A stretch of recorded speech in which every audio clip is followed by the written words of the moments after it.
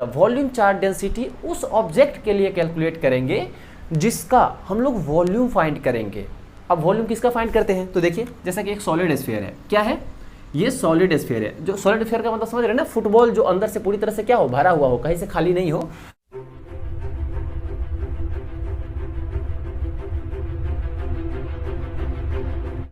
आज हम लोग देखने वाले हैं चार्ज डेंसिटी का third type, volume charge density के बारे में।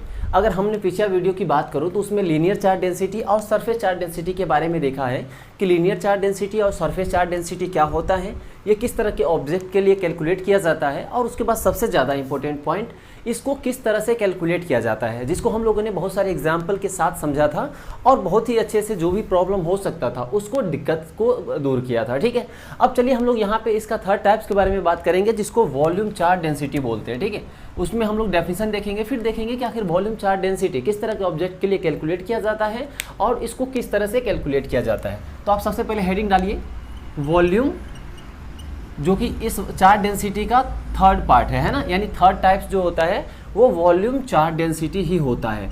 अगर फर्स्ट की बात करूँ तो लीनियर चार्ज डेंसिटी था, सेकेंड की बात करूँ तो सरफेस चार्ज डेंसिटी था। इसी तरह थर्ड टाइप जो होता है वो वॉल्यूम चार्ज डेंसिटी होता है, जिसको शॉर्टकट में रो बोला जाता है। ठीक है, अब हम लोग चलिए सबसे पहले इसका डेफिनेशन देखेंगे, उसके बाद हम इस डेफिनेशन को डायग्राम के थ्रू फिर रिलेट करेंगे और फिर वहाँ से फॉर्मूला कैलकुलेट करेंगे। ठीक है, तो चलिए सबसे पहले हम इसका डेफिनेशन लिखेंगे कि वॉल्यूम चार्ज डेंसिटी होता क्या है। तो यहाँ पे लिखेंगे चार्ज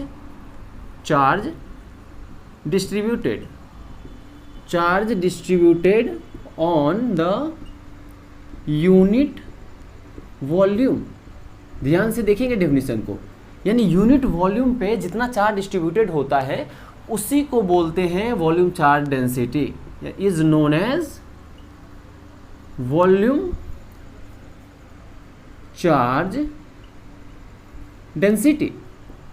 अब देखिए, अगर हम डेफिनेशन को ध्यान से देखें तो बहुत ही आसान लगेगा। आपने अगर लीनियर चार्ज डेंसिटी और सरफेस चार्ज डेंसिटी को अच्छे से समझा था तो ये बहुत ही आपके लिए आसान हो जाएगा। ठीक है, अगर वो नहीं देखा है तो लिंक डिस्क्रिप्शन में है, आप वहाँ जाइए और उसको अच्छे से देखिए, क्योंकि वो जब तक आपको क्लियर नहीं होगा तब तक ये थोड़ा सा प्रॉब्लम आ सकता है। ऐसा नहीं है वो समझ में नहीं आएगा तो ये भी नहीं आएगा, लेकिन अगर आप वो समझ लेते हैं तो यहाँ पे काफ़ी ज़्यादा आपको हेल्प मिल जाएगा। ठीक है, तो यहाँ इसको ध्यान से देखिए, यहाँ क्या है, चार्ज डिस्ट्रीब्यूटेड। आप डिस्ट्रीब्यूटेड को अगर हम बात करें तो हम पीछे ही बात कर चुके हैं कि ये दो तरह से हो सकता है, एक यूनिफॉर्मली डिस्ट्रीब्यूटेड हो सकता है, एक नॉन यूनिफॉर्म डिस्ट्रीब्यूशन हो सकता है।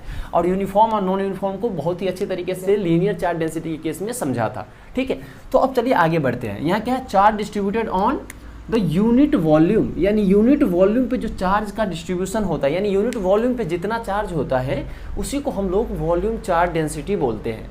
यानी यहाँ पे किस चीज़ की जिक्र हो रही है, वॉल्यूम की। ठीक है, तो हम इससे किस चीज़ को रिलेट करेंगे, यानी हम वॉल्यूम चार्ज डेंसिटी उस ऑब्जेक्ट के लिए कैलकुलेट करेंगे जिसके लिए हम लोग वॉल्यूम फाइंड करेंगे।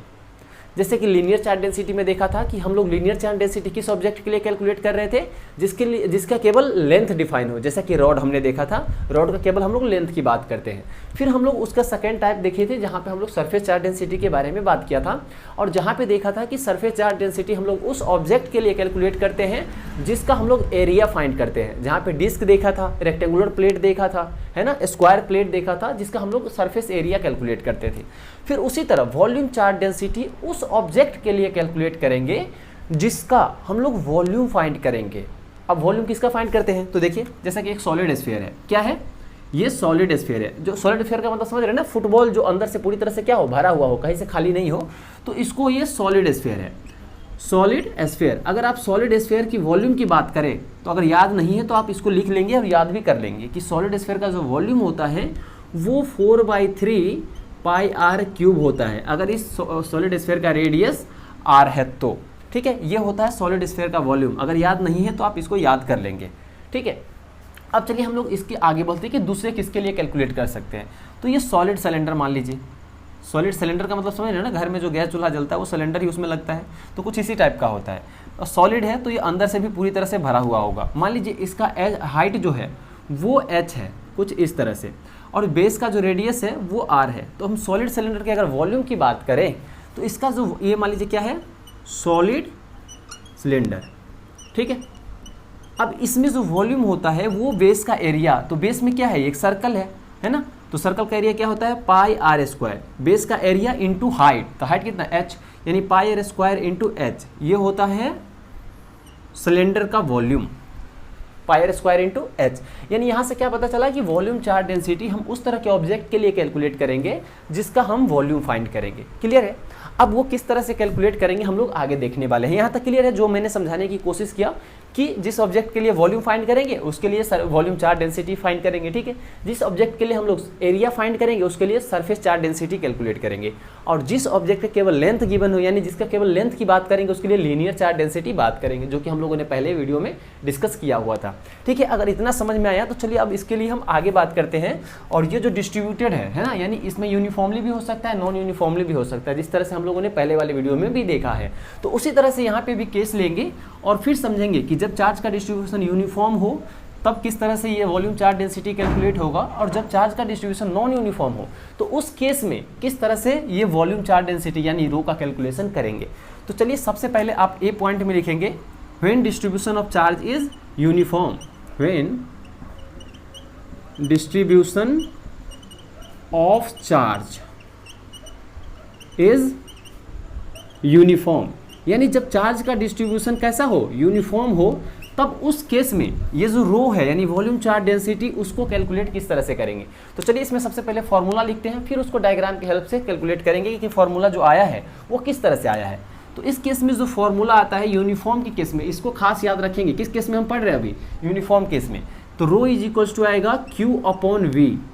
अब यहाँ पे समझते हैं Q क्या है और V क्या है ना। तो जैसा कि V अभी हम लोग वॉल्यूम से बात किए थे, तो यहाँ भी वॉल्यूम है, यानी हम अगर Q की बात करें तो ये है total charge on the body, है ना, यानी बॉडी पे टोटल चार्ज कितना है। और उसके बाद V की अगर हम बात करें तो ये है टोटल वॉल्यूम, आप वॉल्यूम लिखें या टोटल भी लिख सकते हैं, total volume of the body, ठीक है, ऑफ द बॉडी, यानी जिस बॉडी पे ये चार्ज डिस्ट्रीब्यूटेड है यूनिफॉर्मली उस बॉडी का वॉल्यूम कितना है, वही वॉल्यूम है V, ठीक है। इसको नोट करिए, फिर हम लोग समझते हैं कि ये जो फॉर्मूला आया है वो आखिर आया किस तरह से, उस पर हम लोग फोकस करेंगे क्योंकि समझने वाला पोर्शन वही है, ठीक है। तो ये अगर नोट कर ली है तो चलिए हम अब इसको कैलकुलेट करने की कोशिश करते हैं कि ये किस तरह से कैलकुलेट हुआ है। तो चलिए देखिए, सबसे पहले हम लोग क्या करते हैं, एक कोई भी ऐसा ऑब्जेक्ट लेते हैं जिसका हम लोग क्या कैलकुलेट करेंगे, वॉल्यूम। तो मान लेते हैं इसका टोटल वॉल्यूम जो है वो V है, वो V कुछ भी हो सकता है, वो डिपेंड करता है कि ऑब्जेक्ट हमने सिलेंडर लिया है या सॉलिड स्फीयर लिया है या कुछ और लिया है ना, जिसपे ये Q जो है वो यूनिफॉर्मली डिस्ट्रीब्यूटेड है। ये पता है हमको कि ये चार्ज जो है वो कैसा डिस्ट्रीब्यूटेड है, यूनिफॉर्मली, कितने वॉल्यूम पे, V वॉल्यूम पे। तो अब देखिए बचपन वाली वही बात है ना कि ये बचपन में ही सीखे होंगे। मान लीजिए ये V वॉल्यूम पे कितना चार्ज, V वॉल्यूम पे Q चार्ज, तो यूनिट वॉल्यूम पे Q/V, ये 5th 6th में ही है, इसमें आप कोई कोरोना का बहाना नहीं लगा सकते कि हम नहीं पढ़ा है ना, क्योंकि जब 5th 6th में आप जब होंगे तो उस समय ऑफलाइन ही चल रहा था, तो ये वहाँ पे पढ़े होंगे। देखिए V वॉल्यूम में Q चार्ज, तो यूनिट वॉल्यूम में कितना आया, यूनिट का मतलब 1 होता है, यानी यूनिट वॉल्यूम में Q/V।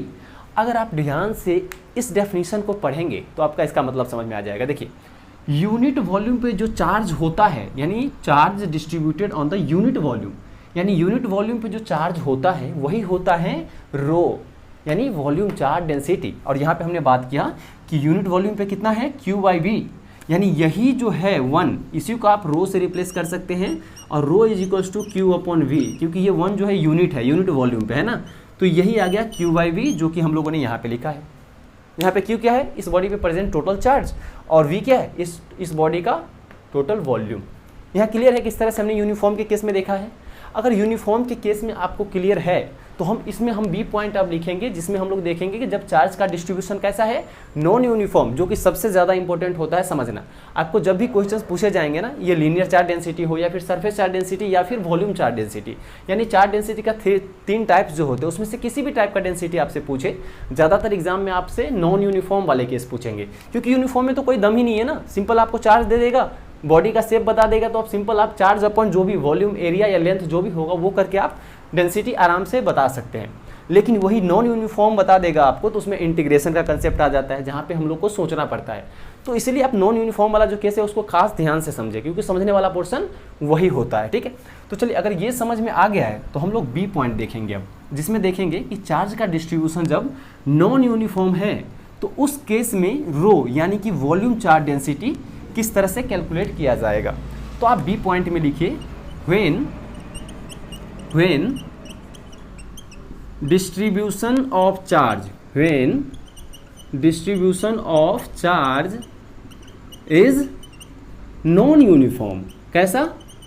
नॉन यूनिफॉर्म, ठीक है। जब चार्ज का डिस्ट्रीब्यूशन कैसा हो? नॉन यूनिफॉर्म हो, तो उस केस में किस तरह से रो कैलकुलेट किया जाता है।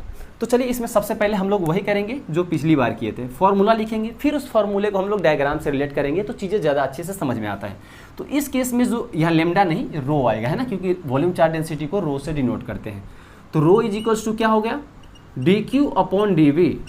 इसको ध्यान से देखिए, d Q upon D v, जहाँ पे डी क्यू जो है वो है total charge on the small element. देखिए फिर से स्मॉल आ गया, स्मॉल एलिमेंट, और हमने पिछले दोनों वीडियो में यानी लीनियर चार्ज डेंसिटी और सरफेस चार्ज डेंसिटी में स्मॉल एलिमेंट का जिक्र किया था, और यहाँ पे भी करेंगे क्योंकि सबसे ज़्यादा इंपॉर्टेंट स्मॉल एलिमेंट ही सिलेक्ट करना होता है, ठीक है। तो आप टेंशन बिल्कुल बनने लगे, यहाँ पे अच्छा से समझ में आ जाएगा। और यहाँ पे डीवी जो है, चलिए उसके बारे में डिस्कस कर लेते हैं। ये डीवी क्या है? तो यहाँ पे है ये डीवी टोटल वॉल्यूम ऑफ जो हमने स्मॉल एलिमेंट लिया है, वो उस स्मॉल एलिमेंट का ये वॉल्यूम है। टोटल लिखिए, आप सिंपल वॉल्यूम भी लिख सकते हैं, कोई दिक्कत नहीं है ना। तो ये वॉल्यूम है उस स्मॉल एलिमेंट का जो हमने लिया। अब वो स्मॉल एलिमेंट किस तरह से लिया है अभी हम लोग को समझ में आ जाएगा। पहले इसको नोट करिए, फिर अब हम लोग इसको कैलकुलेट करने की कोशिश करते हैं, ठीक है। इसको पहले नोट करिए। अगर नोट कर लिए हैं तो चलिए अब हम देखते हैं कि ये जो d Q upon D v आया है वो आखिर आया तो आया कैसे, है ना। तो देखिए सबसे पहले हम क्या करेंगे, एक बॉडी लेंगे, मान लेते हैं ये किसी टाइप का, इस टाइप का कोई बॉडी है। ये कैसा बॉडी होगा? वैसा बॉडी जिसका हम लोग क्या कैलकुलेट करेंगे? वॉल्यूम, क्योंकि हम यहाँ पे वॉल्यूम चार्ज डेंसिटी की बात कर रहे हैं। अब वॉल्यूम चार्ज डेंसिटी उस तरह के बॉडी के लिए कैलकुलेट किया जाता है जिसका हम लोग वॉल्यूम कैलकुलेट करते हैं। यहाँ तक क्लियर है? तो ठीक है, अगर यहाँ तक क्लियर है तो चलिए आगे बात करते हैं। मान लेते हैं इस पर टोटल चार्ज कितना है? Q, जो कि कैसा है? इस पर नॉन यूनिफॉर्मली डिस्ट्रीब्यूटेड है। क्लियर है? नॉन यूनिफॉर्मली डिस्ट्रीब्यूटेड है। अब ये किसी भी शेप का हो सकता है। अब हमने बात किया था कि स्मॉल एलिमेंट इस बात पे डिपेंड करता है कि बॉडी किस टाइप का है, और क्योंकि स्मॉल एलिमेंट क्या होता है?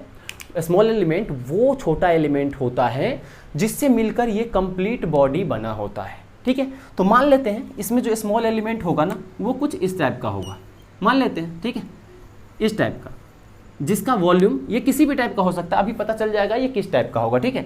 मान लेते हैं इसका, इस पे जो वॉल्यूम है इसका डीवी है, और ये छोटा सा एलिमेंट लिया है ना डीवी वॉल्यूम का, तो इसका इस पे चार्ज भी होगा, वो भी छोटा ही होगा। अब जैसा कि पिछले लेक्चर में हम लोगों ने लीनियर और सरफेस चार्ज डेंसिटी के बारे में बात किया था, उस टाइम में बात किया था, तो उसी तरह यहाँ पे भी बात करेंगे। देखिए यहाँ डीवी वॉल्यूम है जो कि बहुत छोटा है, इस पर डी क्यू चार्ज पेटेंट है जो कि बहुत छोटा है। अब ये दोनों बहुत ही छोटा है, तो इसको अप्रॉक्स हम ऐसा मान सकते हैं कि ये जो डी क्यू है वो लगभग इस छोटे वाले वॉल्यूम पे यूनिफॉर्मली डिस्ट्रीब्यूटेड होगा। इसको ध्यान से समझिएगा, ये दोनों ही छोटा है, इसीलिए हमने ऐसा बोल दिया कि ये जो छोटा डी क्यू है ये छोटे वॉल्यूम पे लगभग यूनिफॉर्मली डिस्ट्रीब्यूटेड होगा। और जैसे ही पता चला यूनिफॉर्मली डिस्ट्रीब्यूटेड है तो हम यूनिफॉर्मली के केस में अभी एक केस में देखा था, कैसे क्या किया था, सिंपल चार्ज अपॉन वॉल्यूम कर दिया था। उसी तरह देखिए इस छोटे वाले एलिमेंट की हम बात कर रहे हैं, तो इस छोटे वाले एलिमेंट की अगर हम बात करें तो डीवी वॉल्यूम में कितना चार्ज है, देखिए डी क्यू है। ऐसा हम क्यों लिख दिए? क्योंकि ये डीवी वॉल्यूम पे डी क्यू चार्ज लगभग हमने ऐसा मान लिया कि ये यूनिफॉर्मली है, ठीक है। तो डीवी वॉल्यूम पे डी क्यू चार्ज है, तो यूनिट वॉल्यूम पे कितना आ गया, ध्यान से देखिए, d Q upon D v. अब यूनिट वॉल्यूम पे जो चार्ज होता है वही तो होता है वॉल्यूम चार्ज डेंसिटी, ठीक है, जो कि रो होता है। तो आप सिंपल आप इसको रो लिख सकते हैं, जिसको आप d Q upon D v लिख सकते हैं, जैसा कि अभी अभी हम लोगों ने यहाँ पे फॉर्मूला लिखा था, जहाँ पे डी क्यू जो है इस छोटे वाले वॉल्यूम पे प्रेजेंट टोटल चार्ज है, और डी वी जो है ये छोटे वाले जो एलिमेंट हमने लिया है उसका वॉल्यूम है। ध्यान से देखिए इसको। अब देखिए यहाँ पे अगर हो सकता है थोड़ा बहुत कंसेप्ट कम भी समझ में आया हो, लेकिन जब हम न्यूमेरिकल करेंगे ना तो मेन कंसेप्ट न्यूमेरिकल से कंसेप्ट क्लियर होता है, ठीक है। तो आप बिल्कुल टेंशन ना ले, अगर यहाँ कम भी समझ में आया है तो बस आप फॉर्मूला याद रखें और चीज़ें क्या हुई है बस थोड़ा थोड़ा आइडिया रखें। जब हम न्यूमेरिकल सोल्व करेंगे तो वहाँ बहुत ही अच्छे से फील आ जाएगा, ठीक है। अगर यहाँ तक नोट कर लिए हैं आप तो चलिए इसी से हम कुछ और डिराइव करने की कोशिश करते हैं, और इसको पहले चलिए मिटाते हैं, ठीक है, और समझते हैं कि इस वाले फॉर्मूले से जो अभी अभी हम लोगों ने कैलकुलेट किया है उससे और क्या चीज़ें बाहर निकल सकती हैं। तो अब चलिए जो फॉर्मूला अभी हम लोगों ने लिया है नॉन यूनिफॉर्म के केस में, इसको ध्यान रखेंगे। अभी जो भी कैलकुलेशन हो रही है नॉन यूनिफॉर्म के केस में, तो रो इज इक्वल्स टू क्या आया है, d Q upon D v.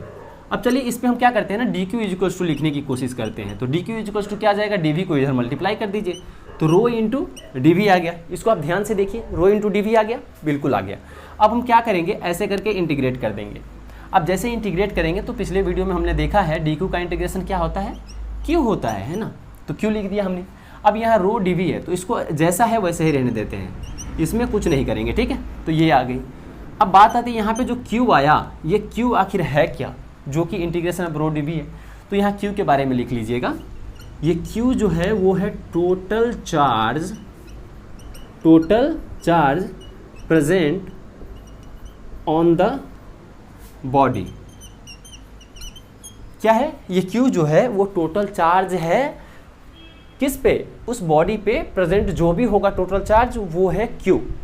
अब इसका कैलकुलेशन किस तरह से करेंगे, अभी जब हम लोग न्यूमेरिकल करेंगे तो आपको क्लियर बिल्कुल हो जाएगा। बस आप ये फॉर्मूला याद रखिएगा कि जब नॉन यूनिफॉर्म डिस्ट्रीब्यूशन होता है चार्ज का, तो उस केस में वॉल्यूम चार्ज डेंसिटी जो होता है वो d Q upon D v होता है। ये फर्स्ट फॉर्मूला आ गया। उसके बाद आप रखिएगा कि उस केस में जो टोटल चार्ज होता है बॉडी पे, जब चार्ज का डिस्ट्रीब्यूशन कैसा हो, नॉन यूनिफॉर्म हो, तो उस केस में total charge integration of rho into d v होता है। अब ये डी वी रो क्या है, किस तरह से कैलकुलेशन होगा, है ना, उसके बारे में हम लोग अभी एग्जाम्पल से समझ लेंगे। आप इसको पहले नोट करें और फिर देखते हैं आगे न्यूमेरिकल किस तरह से इसमें बनते हैं। तो अगर आपने ये नोट कर लिया है तो चलिए सबसे पहले हम इसमें फर्स्ट एग्जाम्पल देखेंगे, जो कि बहुत ही आसान होगा। आसान क्यों होगा, क्योंकि हम पहला एग्जाम्पल सिंपल और सिंपल फॉर्मूला यूज करने के लिए करेंगे, जिसमें हम लोग यूनिफॉर्मली डिस्ट्रीब्यूशन ही रखने वाले हैं। तो सबसे पहले एग्जाम्पल नंबर फर्स्ट लिखिए, एग्जाम्पल नंबर फर्स्ट। तो आप इस क्वेश्चन को ध्यान से पढ़िए, बहुत ही क्लियर सब कुछ लिखा हुआ है। यहाँ देखिए टोटल चार्ज कितना है, 100 माइक्रोकूलम, इसको आप नोट करिए। उसके बाद सबसे ज़्यादा जो इंपॉर्टेंट पॉइंट होता है ध्यान देने वाली ये होती है कि चार्ज का डिस्ट्रीब्यूशन कैसा है, तो यूनिफॉर्म है। जैसे ही पता चला कि चार्ज का डिस्ट्रीब्यूशन यूनिफॉर्म है तो सबसे पहले माइंड में क्या आना चाहिए, जो हमने ए पार्ट में देखा था कि when distribution of charge is uniform, तो उस केस में रो क्या पढ़ा था, total charge upon total volume पढ़ा था। तो वही फॉर्मूला कुछ इस यहाँ पे यूज होने वाला है, वो डिपेंड करता है आगे क्या लिखा है। तो चलिए आगे देखते हैं। तो यूनिफॉर्मली डिस्ट्रीब्यूटेड है, किस पे डिस्ट्रीब्यूटेड है, सॉलिड स्फीयर पे, है ना, जिसका रेडियस कितना है, 2 मीटर। अब इस केस में हमें सिंपल फाइंड करना है वॉल्यूम चार्ज डेंसिटी क्या आएगा, तो ये तो बहुत आसान है। तो चलिए अब इसको सॉल्व करते हैं। इसका सॉल्व कैसे करेंगे आप ध्यान से देखेंगे। सबसे पहले सॉलिड स्फीयर गिवन है, तो आप एक सॉलिड स्फीयर बना लीजिए। सबसे पहले आप डायग्राम पे जरूर से फोकस करिए, ठीक है। ये सॉलिड स्फीयर है। अब सॉलिड स्फीयर पे टोटल चार्ज कितना है, क्यू इज इक्वल्स टू, देखिए यहाँ ध्यान से लिखा हुआ है 100 माइक्रोकूलम, ठीक है। और इसका रेडियस भी गिवन है हमें, रेडियस कितना है, 2 मीटर। यहाँ देखिए ध्यान से, ठीक है। अब जैसे ही पता चला यूनिफॉर्म है, तो इस केस में जो रो होता है वॉल्यूम चार्ज डेंसिटी, वो total charge Q upon total volume यानी वी होता है, हम लोग जानते हैं। जहाँ पे क्यू हमें पता है, वॉल्यूम हम लोगों को फाइंड करना पड़ेगा। तो ये सॉलिड स्फीयर है, और सॉलिड स्फीयर के केस में वॉल्यूम होता है, अभी अभी हम लोगों ने लिखा था 4/3 पाई आर क्यूब, ये होता है। तो आप यहाँ से कैलकुलेट करिए, 4/3 इंटू पाई आर क्यूब की जगह क्या आ जाएगा, 2 का क्यूब, ठीक है। तो 2 का तो 8 हो गया, यानी 32 पाई अपॉन 3, ये वॉल्यूम आ गया पाई के टर्म में, ठीक है। वॉल्यूम इतना कैलकुलेट हो गया। अब जैसे ही वॉल्यूम कैलकुलेटर सिंपल इसमें वैल्यू पुट कर दीजिए, रो आ जाएगा। तो देखिए क्यू कितना है, 100 माइक्रोकूलम अपॉन यहाँ से 32/3 इंटू पाई, जो कि यहाँ पे हम लोगों ने कैलकुलेट किया हुआ है। अब इसको आप कैलकुलेट करिए, तो रो इज इक्वल्स टू क्या आएगा, देखिए 4 से ये कटेगा 25 और ये 8 से कटेगा, है ना।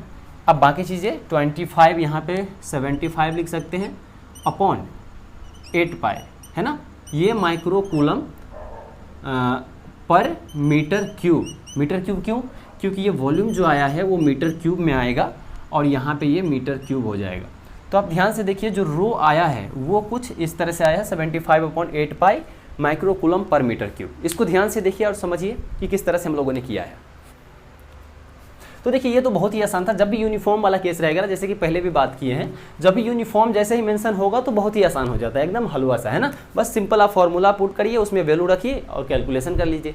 अब चलिए हम लोग बात करते हैं जो कि सबसे ज़्यादा इंपॉर्टेंट पार्ट होता है, नॉन यूनिफॉर्म अगर गिवन हो, यानी चार्ज का डिस्ट्रीब्यूशन कैसा हो, नॉन यूनिफॉर्म हो, तो उस केस में कैलकुलेशन किस तरह से किया जाएगा, ये सबसे ज़्यादा इंपॉर्टेंट बात होता है, क्योंकि जब भी एग्जाम में पूछे जाएंगे आपसे ज़्यादातर नॉन यूनिफॉर्म के ही केस पूछे जाएंगे, है ना, क्योंकि यूनिफॉर्म में तो कुछ मतलब ही नहीं है, केवल मैथ जोड़ घटाओ तो सबको आता है। तो चलिए एग्जाम्पल आप नंबर सेकेंड आप लिखिए और फिर उसमें हम लोग देखेंगे कि कैलकुलेशन किस तरह से समझा जाएगा, क्योंकि मेन हमारा समझने वाला पोर्शन इसी नॉन यूनिफॉर्म पे आने वाला है। बस आप ध्यान से चीज़ों को देखते रहें।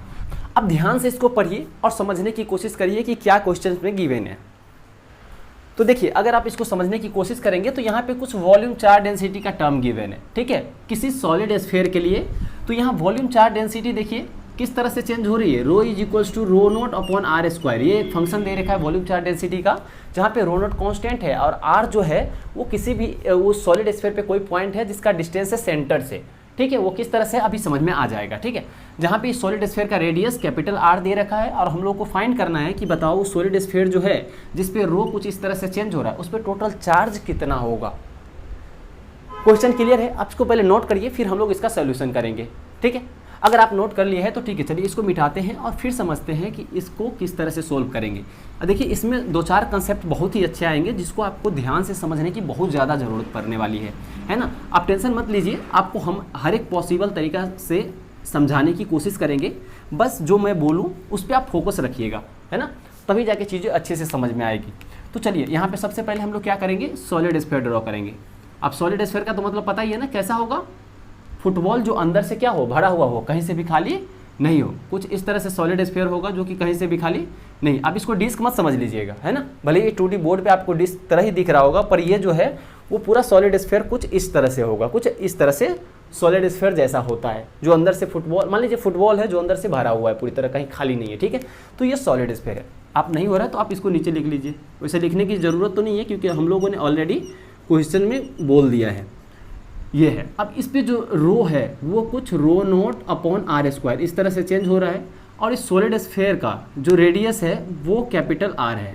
ये इतना क्वेश्चन में मेंशन है, यहाँ तक क्लियर है। अभी तक हम केवल वही लिखे हैं जो क्वेश्चन में गिवन है। अब चलिए सोचते हैं कि किस तरह से, अब बात आती है इसमें सॉल्यूशन की। तो सबसे पहले आता है कि इस पे जो चार्ज होगा यूनिफॉर्मली होगा या नॉन यूनिफॉर्म होगा, ये समझना बहुत ज़रूरी है। तो देखिए ये रो क्या कांस्टेंट है, देखिए आर जैसे जैसे चेंज करेंगे, आर वेरिएबल है ना, क्योंकि पॉइंट कहीं भी हो सकता है, मतलब आर कुछ भी हो सकता है, ठीक है, यानी आर कांस्टेंट नहीं है। जब आर कांस्टेंट नहीं है तो रो भी कांस्टेंट नहीं है। और रो क्या है, वॉल्यूम चार्ज डेंसिटी, और वॉल्यूम चार्ज डेंसिटी क्या होता है, यूनिट वॉल्यूम पे जो चार्ज होता है, यानी यूनिट वॉल्यूम पे जो चार्ज है वो कांस्टेंट नहीं है, कहीं ज़्यादा है तो कहीं कम है। इसका मतलब क्या हुआ कि चार्ज का जो डिस्ट्रीब्यूशन है यूनिफॉर्मली नहीं है, यानी कहीं ज़्यादा तो कहीं कम। ऐसा जब होता है तो हम लोगों ने पहले ही डिस्कस किया है लीनियर चार्ज के केस में कि अगर कहीं ज़्यादा कहीं कम चार्ज हो तो उसको हम नॉन यूनिफॉर्म बोलते हैं। और जैसे ही पता चला इस पर चार्ज का डिस्ट्रीब्यूशन नॉन यूनिफॉर्म है तो माइंड में सीधा क्लिक करना चाहिए बी वाला पार्ट जो हम लोग पढ़े थे, when distribution of charge is non uniform, और जिसमें पढ़ा था कि rho is equals to D Q upon D V. फिर उसमें दूसरा फॉर्मूला और निकाला था जो कि क्यू यानी टोटल चार्ज था, q is equals to integration of rho d v. कुछ याद आ रहा है, नहीं आ रहा कोई बात नहीं है, वैसे आना चाहिए था लेकिन नहीं आ रहा है, अभी हम लोग लिखेंगे। तो जहाँ पे डी वी क्या था, हम लोगों ने लिखा था डी वी क्या था, स्मॉल एलिमेंट का वॉल्यूम। तो यानी यहाँ पे जो हम लोग को सबसे बड़ा टास्क जो है सबसे पहले वो ये है कि इस सॉलिड स्फीयर का स्मॉल एलिमेंट कैसा होगा। और अगर आपको याद हो पिछले वीडियो से, है ना, स्मॉल एलिमेंट क्या होता है, वो एलिमेंट होता है जिससे मिलकर वो कंप्लीट बॉडी बना हो। यानी हमको ये पता करना पड़ेगा कि ये सॉलिड स्फीयर जो है, यानी जो फुटबॉल टाइप का है, अंदर से जो भरा हुआ है फुटबॉल टाइप का, वो जो है वो किस तरह के छोटे छोटे एलिमेंट से मिलकर बना हो। जिस तरह से हम लोगों ने देखा था कि बहुत सारे अगर अलग अलग रेडियस के रिंग को ऐसे ऐसे मिलाते हैं तो एक डिस्क बन जा रहा था। तो आप इसी तरह से कुछ सोचिए कि ये जो सॉलिड स्फीयर है वो किस तरह के छोटे छोटे स्मॉल एलिमेंट से मिलकर बना हो। तो चलिए मैं मदद करता हूँ। ये मान लीजिए फुटबॉल है, आप फुटबॉल के अंदर एक क्रिकेट का बॉल एज्यूम करिए। क्रिकेट का बॉल, कौन सा बॉल, क्रिकेट का बॉल, यानी एक ऐसा बॉल, छोटा सा बॉल, यानी देखिए एक स्मॉल बॉल, ऐसा सा छोटा सा बॉल मान लीजिए, क्लियर है। फिर इससे एक जस्ट बड़ा सा बॉल मान लीजिए, ऐसा ये बन जाएगा। फिर एक इससे जस्ट बड़ा, यानी ऐसे बहुत सारे क्रिकेट अलग अलग रेडियस के क्रिकेट बॉल को अगर ऐसे ऐसे हम ऐड करते जाए तो एक ऐसा सॉलिड स्फीयर बन जाएगा जो फुटबॉल टाइप का होगा कि नहीं होगा। ध्यान से देखिए, ध्यान से समझिए। जिस तरह से अलग अलग रिंग को हमने ऐड कर दिया था, अलग अलग रेडियस के रिंग को, तो डिस्क बन गया था। उसी तरह अलग अलग रेडियस की क्रिकेट बॉल, यानी छोटा सा बॉल, उससे जस्ट बड़ा सा, उससे जस्ट बड़ा सा, ऐसे बॉल को एक साथ अगर रखे कंबाइन करके तो एक बड़ा सा फुटबॉल टाइप का बन जाएगा कि नहीं बन जाएगा?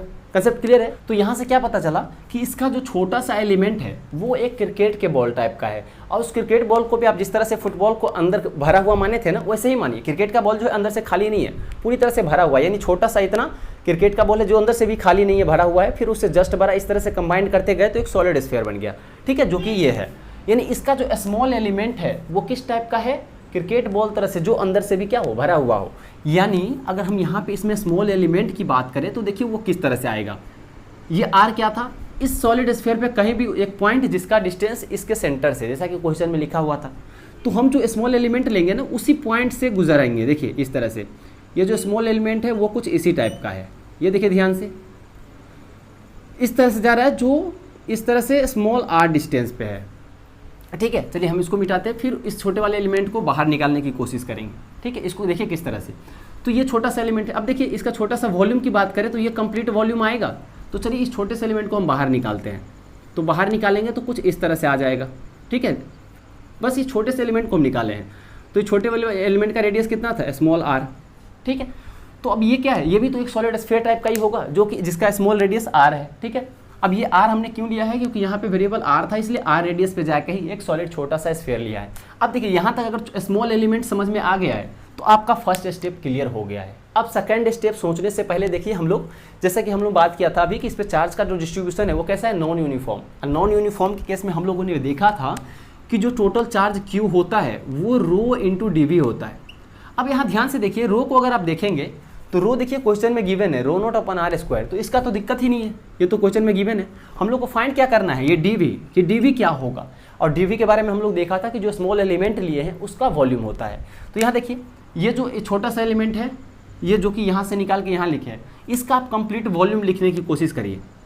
देखिए इसका कंप्लीट वॉल्यूम अगर आप लिखेंगे तो वॉल्यूम क्या आएगा? 4/3 पाई, ये सॉलिड स्फीयर टाइप का ही है ना, तो 4/3 पाई स्मॉल आर, इसका क्यूब, स्मॉल आर क्यूब, क्योंकि इसका रेडियस स्मॉल आर है। क्लियर है? लेकिन हम लोगों को क्या वी चाहिए था? नहीं ना, हमको डीवी चाहिए। तो इसको क्या करेंगे? डिफ्रेंशिएट करेंगे। डीवी का मतलब डिफ्रेंशिएशन से होता है, ठीक है। तो देखिए इसका डीवी है तो इसको वी है तो इसको डीवी अपॉन डी आर करेंगे, आर के रिस्पेक्ट में डिफ्रेंशिएट कर रहे हैं, ठीक है।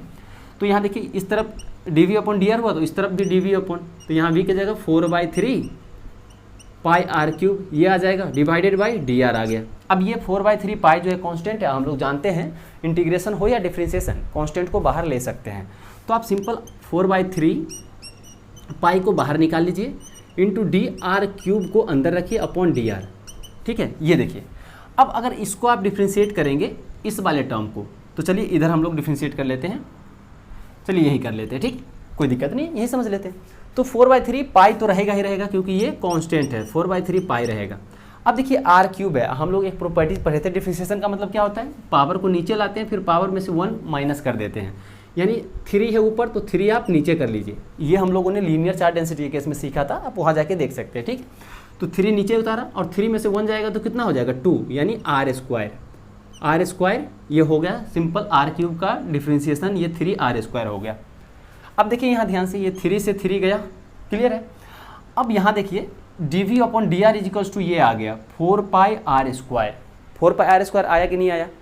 तो अब देखिए इसी चीज़ को हम यहाँ लिखने की कोशिश कर रहे हैं। देखिए डी अपॉन डी आर जो कि ये है किसके इक्वल आया? 4 आर स्क्वायर। तो सिंपल आप 4 आर स्क्वायर यहाँ पे लिख दीजिए। हमको क्या चाहिए था? डी ना, तो आप सिंपल डी यहाँ से कैलकुलेट करने के लिए डी आर को इधर ले जाके मल्टीप्लाई कर दीजिए। तो ये क्या आ गया? 4 r square into d r. Clear है? कैसे हम लोगों ने देखिए ये डी फाइंड करना भी बहुत ज़्यादा इंपॉर्टेंट है। किस तरह से हमने फाइंड किया?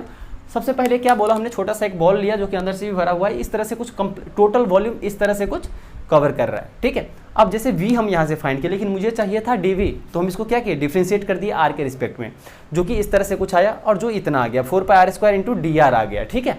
यहाँ देखिए ये dv आ गया। अब हमको dv पता चल गया और रो पता है, तो हम सिंपल इसको कैलकुलेट नहीं कर सकते। तो देखिए यहाँ से q अगर हम कैलकुलेट करेंगे तो वो किस तरह से करेंगे?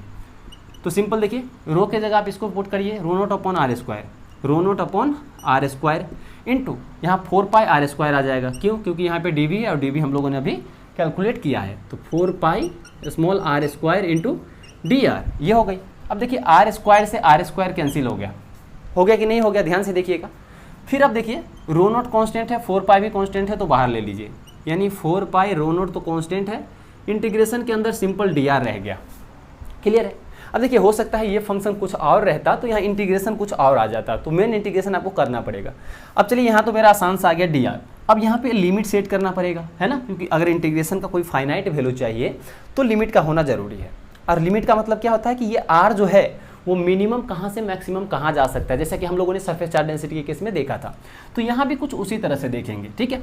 तो देखिए ये आर जो था वो क्या था, क्वेश्चन में पढ़िए ध्यान से। ये आर जो था वो था इस सॉलिड स्फीयर पे कोई भी पॉइंट हो जिसका डिस्टेंस इस सेंटर से, ठीक है, तो वो पॉइंट मिनिमम देखिए ऐसा यहाँ भी तो हो सकता है, मान लीजिए इस सेंटर पे ही हो, ठीक है, यानी आर डिस्टेंस पे जो हमने पॉइंट ले रखा है वो पॉइंट जब सेंटर पे ही होगा तो उस केस में आर क्या हो जाएगा, 0। क्यों? क्योंकि वो पॉइंट सेंटर पे ही है और ये आर जो था वो सेंटर से उस पॉइंट का डिस्टेंस था, तो ये पॉइंट जब सेंटर पे है तो 0 हो गया। और वो पॉइंट मैक्सिमम कहाँ हो सकता है, यहाँ सॉलिड स्फीयर से बाहर से तो नहीं हो सकता ना, मैक्सिमम सॉलिड स्फीयर के इस सरफेस पे हो सकता है। तो जब यहाँ होगा तो ये सेंटर से इस पॉइंट का डिस्टेंस कितना होगा, आर, जो कि इसके रेडियस के इक्वल आ जाएगा। यानी इस आर की मिनिमम वैल्यू देखिए जब सेंटर पे होगा तो आर 0 हो सकता है और मैक्सिमम इसके सॉलिड स्फीयर के रेडियस के इक्वल हो सकता है, यानी कुछ इस टाइप का। तो यहाँ देखिए ध्यान से अगर आप इसको सोल्व करेंगे तो आपको पता चलेगा कि 4 पाई रो नोट है और डी आर का इंटीग्रेशन आर होता है जो कि 0 से लेके कैपिटल आर तक है। और जब इसको सोल्व करेंगे तो ये आर के जगह एक बार आर आएगा, फिर माइनस ऑफ आर के जगह 0 आएगा। तो यहाँ से क्या आ गया, 4 pi row note into are minus 0, ठीक है। तो यहाँ से क्या पता चला, यही हमारा आंसर हो गया। तो यहाँ से हम Q इज इक्वल्स टू लिख देंगे 4 pi row note into are. ये है टोटल चार्ज जो इस सॉलिड स्फीयर पे प्रेजेंट है। अब इसको ध्यान से देखिए और समझिए। देखिए सबसे ज़्यादा इंपॉर्टेंट पार्ट था स्मॉल एलिमेंट से ये डीवी फाइंड करना, ठीक है। वो किस तरह से हमने किया, अच्छे से हम लोगों ने यहाँ पे समझा है। और यहाँ से जैसे ही डीवी डिफ्रेंशिएट करके फाइंड किया, फिर उसके बाद इस फॉर्मूले में वैल्यू पुट किया, उसके बाद सेकंड स्टेप था लिमिट सेट करना। तो लिमिट हम लोग क्या बोलते हैं, ये जो वेरिएबल आर है वो मिनिमम से मैक्सिमम कहाँ तक हो सकता है। तो मिनिमम जब वो पॉइंट सेंटर पे ही हो और ये आर सेंटर से उस पॉइंट का डिस्टेंस था तो 0 हो गया क्योंकि वो पॉइंट सेंटर पे ही है। और जब वो पॉइंट इसके सरफेस पे होगा, ठीक है, तो उस केस में सेंटर और इस पॉइंट के बीच का डिस्टेंस कैपिटल आर जो कि इस सॉलिड स्फीयर का रेडियस है उसके इक्वल हो जाएगा। तो यहाँ पे लिमिट 0 से कैपिटल आर तक हो गया और डी आर का इंटीग्रेशन आर होता है। और इस तरह से यहाँ से हमने upper limit minus lower limit करके सोल्व कर लिया। तो यहाँ से Q is equals to 4 pi rho not into R आ गया। यहाँ तक क्लियर है। आई होप कि आप लोगों को यहाँ तक क्लियर हो गया होगा। कोई बात नहीं, अगर अभी भी डाउट लगता है तो आप खुद से 1-2 बार इसको सोल्व करने की कोशिश करिए, उसके बाद जो भी डाउट होगा थोड़ा बहुत वो क्लियर हो जाएगा। लेकिन ये जो हमने जो भी यहाँ पे linear charge density, surface charge density, volume charge density, ये तीनों वीडियो में कवर किया है, वो सफिशिएंट है चार्ज डेंसिटी को समझने के लिए। इससे ज़्यादा आपको कहीं भी नहीं पूछा जाएगा। इसलिए बार बार जो भी हमने एग्जाम्पल करे हैं उसको बार बार आप कोशिश कीजिए खुद से करने का। और जो खास करके जो नॉन यूनिफॉर्म वाले केस में देखा है उसको आप 1 बार नहीं, 2 बार नहीं, 3 बार नहीं, हो सकता है 4 बार 5 बार आप खुद से कोशिश करिए, ताकि आपको उसका स्टेप याद हो जाए कि कैसे कैसे कर रहे हैं, है ना। और याद के साथ साथ आपको फील आ जाएगा अंदर से जब बार बार आप करिएगा, क्योंकि यहाँ पे जो है ना ये स्मॉल एलिमेंट का कंसेप्ट आ रहा है, जो कि आपको तभी समझ में आएगा जब आप उसको बार बार सोल्व करिएगा। ठीक है, तो चलिए, अगर आपको इतना कंसेप्ट क्लियर है, आप खुद से आप इसको मेहनत करिए, इस पे आपका बिल्कुल भी कंसेप्ट क्लियर हो जाएगा, कोई दिक्कत नहीं रहेगा। तो मिलते हैं नेक्स्ट लेक्चर में किसी नए वीडियो के साथ, तब तक के लिए जय हिंद।